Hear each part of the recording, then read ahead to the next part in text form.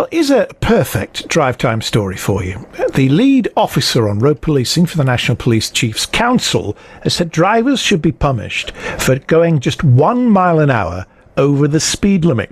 This is Chief Constable Anthony Bangham from the West Mercia Force. He suggested an end to giving motorists a 10% leeway on speed limits. Well, Nick Freeman is a road traffic solicitor and is with us on BBC Radio Sheffield. Afternoon to you, Nick. Good evening, Harry.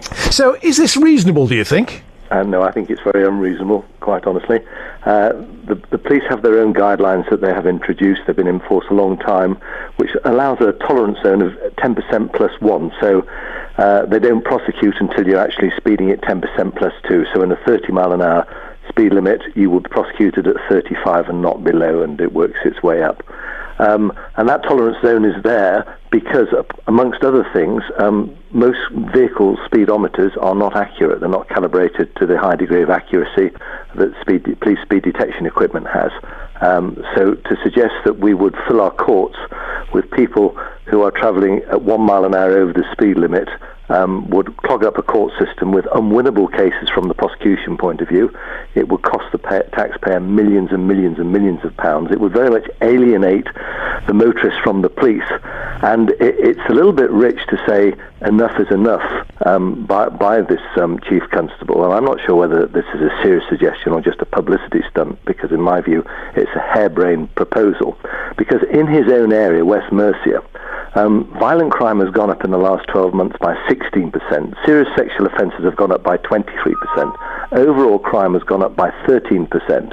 And one would have thought that he would be prioritising what the public want. He is a public servant, and the public want the police to detect and sort out criminals, rather than criminalising motorists for trivial offences who are going about their day-to-day business on heavily congested roads, trying to get from A to B. And I'm not in any way excusing people who go vastly in excess of the speed limit. Of course, that's dangerous.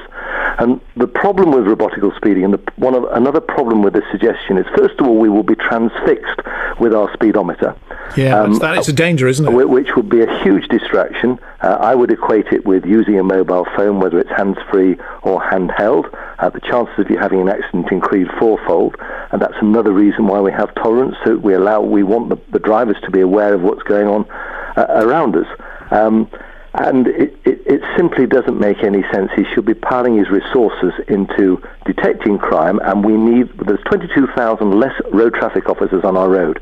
And what causes accidents in the majority of cases is bad driving. And people now know there are no police on the streets. Cameras don't detect bad driving. I appreciate there is dash cam footage, but police cameras don't detect bad driving. All they detect is speeding. People know where the cameras are.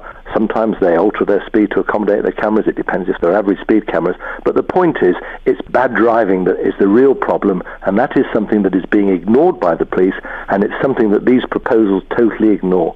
So the cynical side of me suggests, yes, this is a publicity stunt, and it's inspired to raise more revenue from the hard-pressed motorist. Good talking to you, Nick, and thank you for your time. Nick Freeman, then, road traffic solicitor.